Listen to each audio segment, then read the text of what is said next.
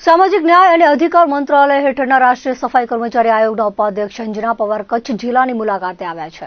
રાષ્ટ્રીય સફાઈ કર્મચારી આયોગના ઉપાધ્યક્ષ અંજના પવારના અધ્યક્ષસ્થાને જિલ્લા કલેક્ટરની કચેરી ભુજ કચ્છ ખાતે સફાઈ કર્મચારીઓના વિવિધ પ્રશ્નો અંગે જિલ્લા વહીવટીતંત્ર સાથે બેઠક યોજાઈ હતી. આ બેઠકમાં વહીવટીતંત્રના ઉચ્ચ અધિકારીઓ, સફાઈ કામદારો અને વિવિધ એજન્સીઓના કોન્ટ્રાક્ટર્સ હાજર રહ્યા હતા.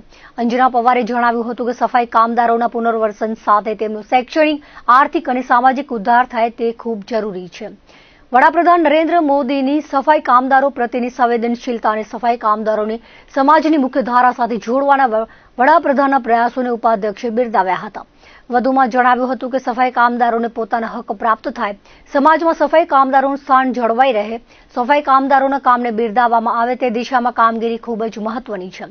આ બેઠકમાં સફાઈ કામદાર આયોગના ઉપાધ્યક્ષ અંજના પવારે સફાઈ કર્મચારી મંડળોના પ્રશ્નો અને સફાઈ કામદારોની વ્યક્તિગત રજૂઆતોને સાંભળી હતી અને સંબંધિત અધિકારીઓને તેનો તાત્કાલિક ઉકેલ લાવવા તેમજ એક્શન ટેકન રિપોર્ટ આયોગને મોકલી આપવા જણાવ્યું હતું. જિલ્લા કલેક્ટર અમિત અરોરાએ વહીવટીતંત્ર અને નગરપાલિકાના સંબંધિત અધિકારીઓને રાષ્ટ્રીય સફાઈ કર્મચારી આયોગના ઉપાધ્યક્ષ અંજના પવારની સૂચના મુજબ ત્વરિત કામગીરી કરવા માટે જણાવ્યું હતું. આ બેઠકમાં સંબંધિત અધિકારીઓ, તમામ ચીફ ઓફિસરો અને તાલુકા વિકાસ અધિકારીઓ, વિવિધ સફાઈ કર્મચારી મંડળ અને એસોસિએશનના પ્રતિનિધિઓ અને સફાઈ કર્મચારીઓ મોટી સંખ્યામાં ઉપસ્થિત રહ્યા હતા.